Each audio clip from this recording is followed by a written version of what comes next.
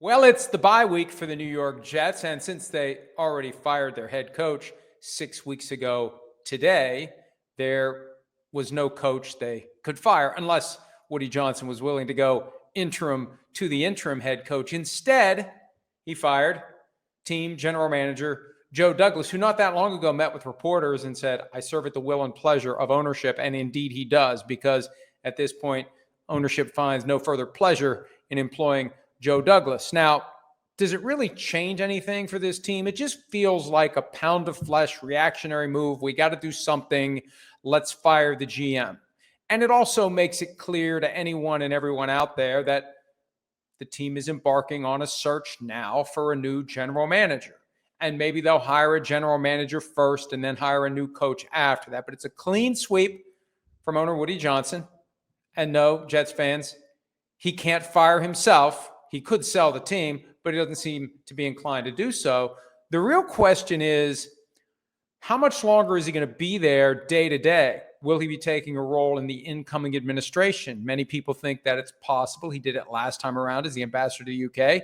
He could go back there, even though I was talking to one source who said there's kind of a been there, done that vibe to it, but he apparently really liked it. He could go back, or he'll have some other role.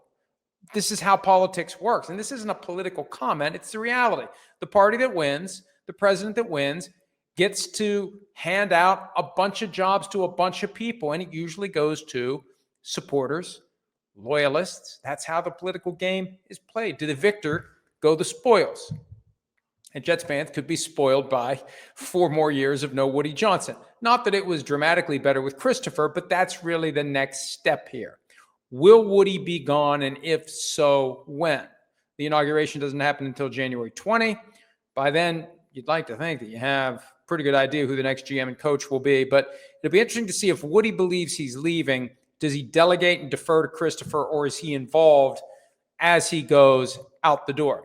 Those are all things to be determined. One of the things I've been talking about a lot in recent days, the future of Aaron Rodgers with the Jets, because he said last Wednesday, in response to the question of, do you still want to play next year?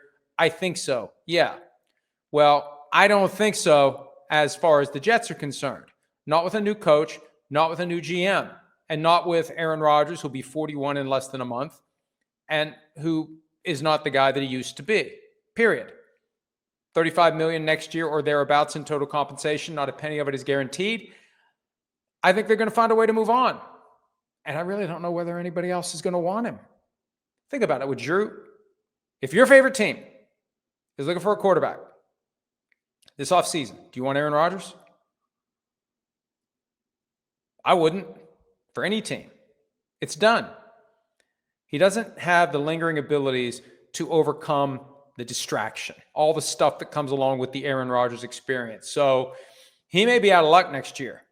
At a minimum, he'll be out of New York. I can't imagine the Jets bringing him back. Hey, Joe Douglas got fired. Well, one of his moves was, signature move past 2 years, bring in Aaron Rodgers. Then he brought in Devontae Adams. What's he really getting fired for? I thought they had a talented team.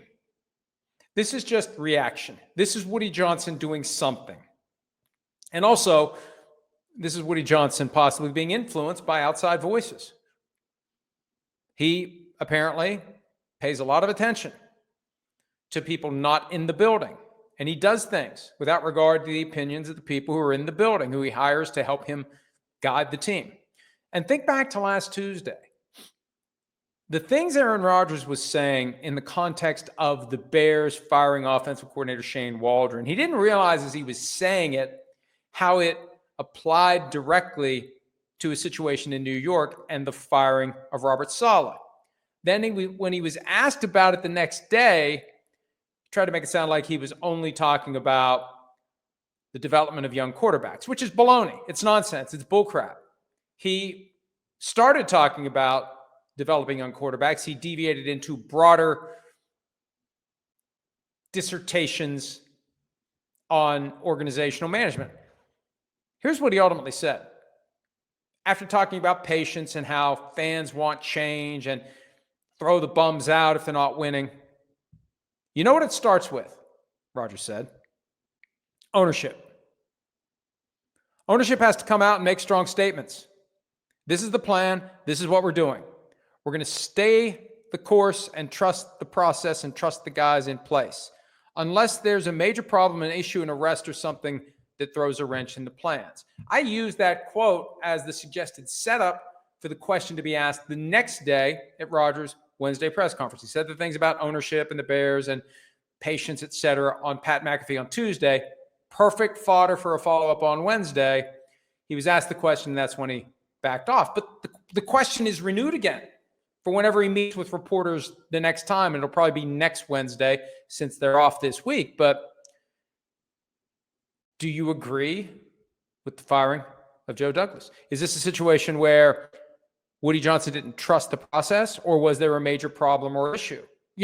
For example, trading for you. Is that the wrench, or is that part of the solution? And if it is, why is Joe Douglas fired for it? These are all fair questions.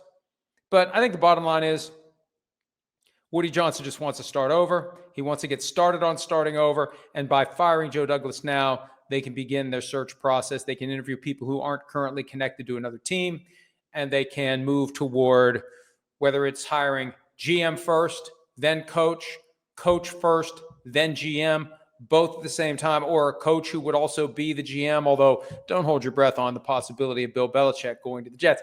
I had somebody suggest that early in the season, but there's still enough acrimony there. And Belichick has said enough things about Woody Johnson this year to make it clear that's not going to happen. Even if they have a certain mutual friend who is about to take on, for the second time, a pretty important job in about 2 months, who could maybe bring the two together, I still don't think it works. I still don't think it happens. But it could be a GM and coach combo job. Regardless, maximum flexibility, but plenty of questions about the future for the Jets. All we know is Joe Douglas out as GM. We'll see how it plays out. Hi, it's Mike Florio. Thanks for watching PFT on YouTube. Hit subscribe for the latest news and analysis from Pro Football Talk.